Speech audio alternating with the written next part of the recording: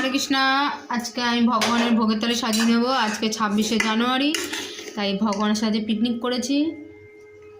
আজকে fried rice করেছি ভগবানের জন্য। আমি ভগবানের জন্য আলুর দম করেছি, এটা দিয়ে দিলাম।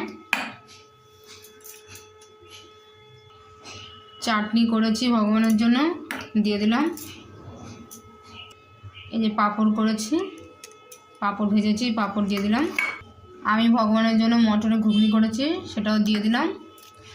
আর লুচি আর মালপোয়া করেছি, আমি আজকে ভগবানের জন্য দিয়ে দিলাম। আমি হচ্ছে শাক আলুর স্যালাড বানিয়ে রেখেছি, সেটা ভগবানের থালিতে দিয়ে দিচ্ছি।